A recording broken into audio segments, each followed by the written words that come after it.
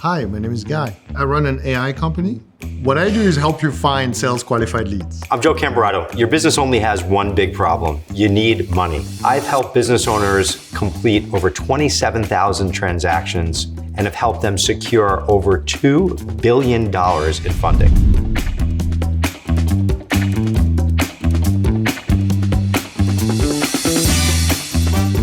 I'm Lynn Smith, national media expert and also podcast host.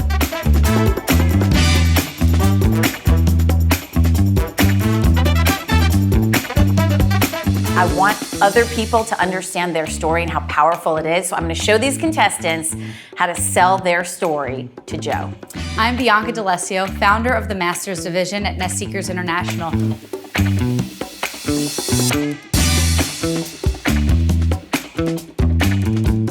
I want to make sure that they have the right foundation, the right support, and the right infrastructure to support all of their expansion goals. Thanks for watching Fun Tank and good luck to the contestants. Cheers.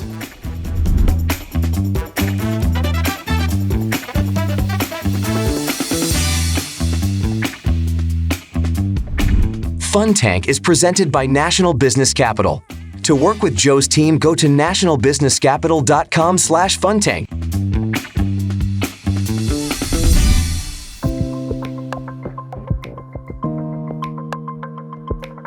Hi, my name is Guy, CEO of Aptivio, and I'm here to look for a $500,000 investment to grow my business.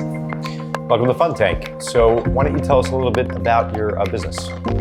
So Aptivio is an AI engine, also known as ChatGPT. Processes billions of behavioral data points about what your clients are doing and saying on the internet. And it understands when a client is actually buying a solution like yours. I look for people who want to be on TV, I train them, and then I put them on TV. So your AI would go out and find those people based on Google searches or whatever it is, but sell me on how that's going to make my life easier. Well, it makes your life easier because, salespeople don't find prospecting a good use of their time. They're much better. Their expertise is much better used at building relationship and closing deals. So instead of you sending emails to 1,000 people and getting very small reply, you get a very high level of reply because the people we put in front of you have been pre-qualified by the AI. Now, we have a lot of demand for what we do. The value prop is very compelling. And if you heard about ChatGPT and this technology, it sounds like magic, so like it works just out of the box. The reality is it's super hard actually to make it work. You have to, one, train it to become a salesperson that understands your business, just like you would onboard any new salesperson. And two, you have to convince salespeople in a company who are typically reluctant to use new technology to actually trust this thing and start using it. And so that's actually quite capital intensive and time intensive for both engineering and our sales organization and support organization. And you have a built product that's working now? We do, and we have revenue as well. And what are you doing revenue right now? Revenue-wise, so it's measured in recurring revenue, it's 2 million or 170K per month. Your service, it's obviously a reoccurring, service. Is it charged per user? How is it, is it for outreach? It's charged per user and per business line. So 75 per user per month and 750 per product line per month. Got it, okay. I just feel like with AI, there's so many of these AI companies now. It's almost like hard to know what is real, what's really being used on, AI. How do you make yourself different? Because I just feel like I get hit up with all these lead I was going to say the same thing. Products, and how is yours different from the other 10 emails I get a day? Sure. There's a ton of lead gen services out there. People care about results, right? They're buying outcomes.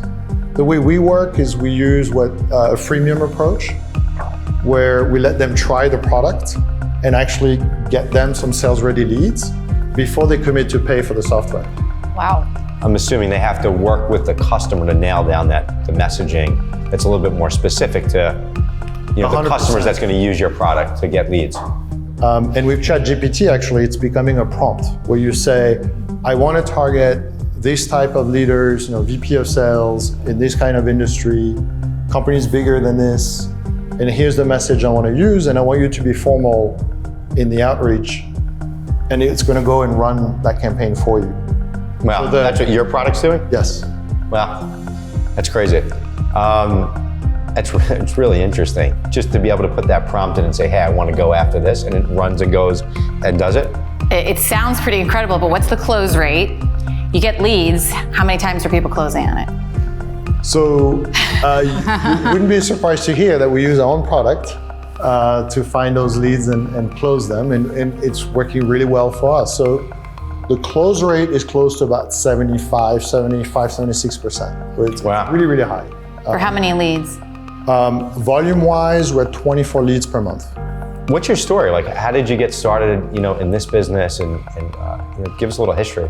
The company itself started 4 years ago.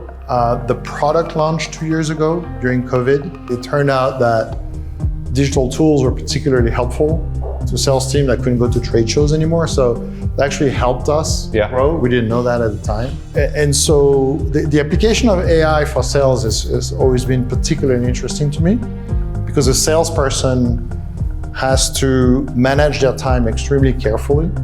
And is this your first business, or have you owned other? It's actually my third. Oh, wow. And what happened with those other two businesses? They got acquired. Very cool. Were they profitable exits? Yes, Okay, great. especially the first one. Okay, awesome. What's holding you back right now from growing the business? The big demand right now is to have 3 salespeople fully ramped up, show some expansion revenue in some of the larger clients we landed on. So it's a bit of a race against time. It's a capital-intensive business, right? Between the engineering and the training you have to do, right, for user adoption, it takes a lot of capital. That 500K, that gets you 3 salespeople, and what does that do exactly? So for us, it adds 400K of expansion revenue and another 2 salespeople ramped up. They take about 3 months to ramp up. So if a new client comes to you today, what is the ramp up period for you to onboard them onto your system, to get them their salespeople trained onto your system, and then for them to actually see and feel the results? It's a 30-minute sign up, and it's a 24-hour kind of data processing. It's 1 trillion data points. We go back 12 months in history to understand what your clients have been doing and detect purchase behavior. So that part is really well automated. The training of a sales team will take several weeks, not in a sense of the training itself is quick, but then it's about babysitting. What does it cost you to onboard a client? The cost of customer acquisition for us is about, we calculate it in terms of payback. It takes about 6 months for us to pay back whatever it costed us to acquire the client. So that's sales and marketing, but also the onboarding process. So how has your retention been? How many of your clients are staying to that 6 month So period? far, 90%. Okay. But we see that number this year go up to 95%. It's a weird combination where we have some significant revenue, but we're in a hyper growth mode, and there's a lot of tension to continue and support that growth with a very low cash balance. Are you profitable? No. Yep. Obviously, you're growing, reinvesting, which I assume that you weren't, but just curious. Even if you get a bunch of money right now, that onboarding and training piece, how many customers can you handle at one time? As a business owner, you always, juggling all these plates. Professional jugglers. Yeah, exactly. You want to make sure. Growth can create tension. And so the race that we're on is trying to make everything I described, the onboarding a lot more automated, right? Which we work very hard on. And now the user interface a lot simpler to understand, so that we don't create friction around training salespeople. They immediately understand what's in it for them, and they can act like a consumer. If you got 500,000, what would be the minimum that you think you can get to move the needle to step up your revenue right now? The absolute, minimum for us would be, call it, 300K. What's the difference between the 300 and the 500? What's that $200,000 changing? The $200 just puts more pressure on raising a Series A sooner. And the thing is, when you go to an investor, they can smell blood. With investors is they value the right timing much more than the exact valuation they're going to give you. So the longer the runway, the better position you are to dictate some of the terms, maybe even create competition. How much of a runway do you have right now? The current runway is about 5 months, 4 months. Okay. Yes. Blood is in the water right now, right? If you don't get money in the next 4 to 5 months, like, is there a backup plan? Like, what does that look like? I'm under a lot of pressure, right, to support, payroll and the growth of the company. And then you turn into like loan type folks, and they have some insane interest rate that they're trying with extremely short like payback periods that really just would hurt the business, not help the business. I'm always moving, so that's why I look at every option. I want to work with Joe because I'm looking for a long-term financial partner, because it takes more of a long-term, kind of partner approach to the business. And National Business Capital has a very good reputation. I think here's where we're at. I think you're a smart guy. No pun intended there. This is your third company. You've sold 2 others that have been successful exits. That's exciting. It's a good track record. I think there's a story there and there's a track record. I do think that you're in a extremely and about to be even more saturated market. So just really being able to market this, deliver, and just get people to believe everything that you're saying is real and on board, I think is going to be a big challenge and hurdle. I think your ask for $500K based on your revenue, I think that 2.1 million revenue, you're probably looking at somewhere like in the 175 to 250K reality type of approval. You're in this really unique place right now. I'm also still not clear on like what happens when, if you get a surge of people, that onboarding piece. Because if you go and grab a bunch of customers right now, it's going to create a whole nother set of problems in the business. I just think, you have to really start working on that onboarding piece to get that time down to like a week. And not just that, if the user interface is not friendly, if it's not easy to use, if it's not digestible, you're losing 90% of your market, if not more than that, because that's what the salesperson's looking at. And that's the person who's gonna have the biggest pushback to the technology is the salesperson, not the high-level decision maker who's saying, oh, wow, I could see how this will have a great return on investment. But if your salespeople are not using the technology properly, if they don't feel comfortable in the interface, they're gonna go back to the sales methods that they've always been doing, because it's what's comfortable and it's what's worked. Here's what I'm still stuck on. You haven't told me a story of what problem you're solving for me, right? We all have this problem. We need more leads so that we can have more clients, just like you do. You use your software, but you're only getting 24 leads. That's not a story that I'm gonna be compelled at. The story I'm gonna be compelled at is you've got a huge problem, you need more clients, you don't have the money to spend on more and more salespeople, so let my software do it for you. And we're not getting there. We're not hearing that from you. And it's too in the weeds and we're getting confused. That's why we're asking so many questions. I think that's the problem for me. I think you have a marketing problem. I don't understand the product and I don't understand how I use it. And I think that's going to be, anyone who's not in technology is gonna have the same issue. And so I think it's conveying that messaging when I think of, and listen, I can't tell you where you should spend your money, but that's gonna be your biggest hurdle for converting your client base, is actually understanding what is your product and how does it make everyday business owners more money and more successful at what they do. And I think if everything you're saying is accurate, I mean, you've got 90%, people using the product. You have people that are staying on. You do have $2 million of recurring revenue. It's clear that you've built something and it's real. Like there's a real business here, an opportunity. I feel like with your business, maybe it's a combination of that. Really, is there things that you can cut, chop, eliminate some of that burn right now to just put some of the big picture development things on pause to go land and close more customers to get that monthly reoccurring up? But maybe it's a balance right now of you in combination with some debt, raising a much smaller amount of equity, not giving a big piece of your company away, just to give you some stability of maybe $500,000 to $1 million in order to get some of those other investments and cleanup things done to deliver more, on that product? I mean, and the short answer is yes. I can focus the initial amount on hiring salespeople to get the revenue up. I agree with you on the marketing front. It has always been a weak point.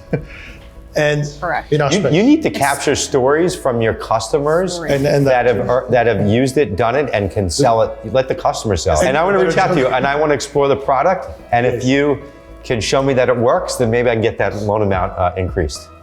Understood. I know that you're asking for $500K. I think the reality is I can probably help with somewhere in the $175K to $250K range. Would something like that work for you? Yes. Awesome. Fair enough. Thanks for being on the show today. Thank you. Same here. Good luck. Nice meeting you. Thank you, Guy. Nice meeting you. Good luck.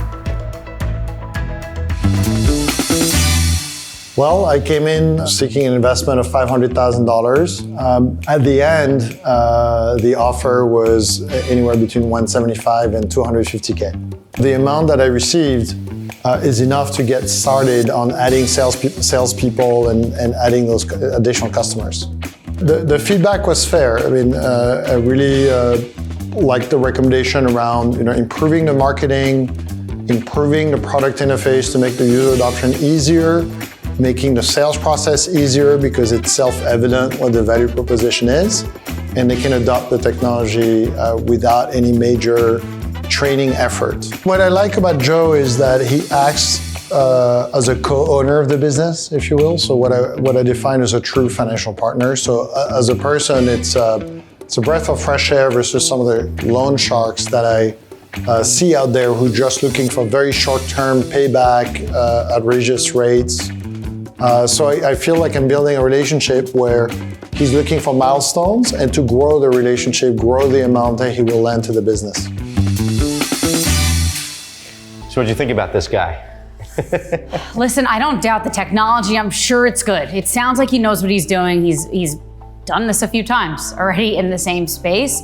I don't understand it. I don't understand it for me. And I think until he overcomes that marketing challenge that he has, he's not going to be able to scale outside of tech companies.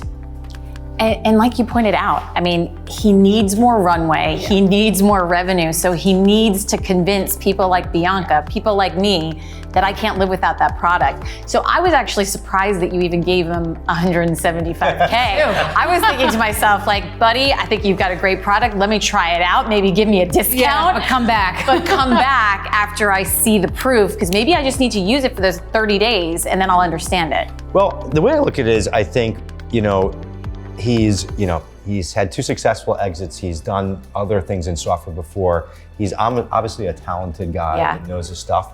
I do think he needs to be more clear with things. He's got $2 million of reoccurring revenue, so he's built something. It's real. Yeah, and but it sounds like it's him. He's got 15 engineers. Like, he's building stuff. There is so many people. There's been between ChatGPT has just put the spotlight on AI. AI kind of came out a while ago. It was super hyped up, and then it fizzled out, and now it's this raging comeback.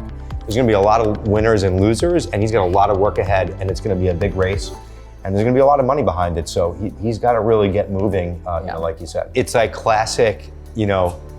With most entrepreneurs' business are the great technicians of what they do. Right. He is probably a really great engineer and gets the tech, which are things that most people, including us, probably wouldn't be able to do. Yeah. So he needs a real marketing and sales guy that can deliver the message. Yeah. And he's got to clean up, exactly what this product is, how easy it is to use, and why it's the best thing since sliced bread. I think that's the key. It's not really that unique of an idea. No. It's a matter of who sells it the best first. That's it. Yeah. I mean, there were plenty of Facebooks, and to I'm sure. deliver the simplicity of it, because the technology is supposed to make it easier. It's like every product, right?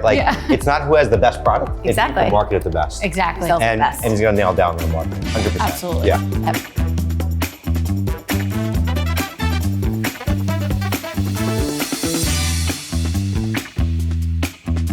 Fun Tank is presented by National Business Capital. To work with Joe's team, go to nationalbusinesscapital.com/funtank.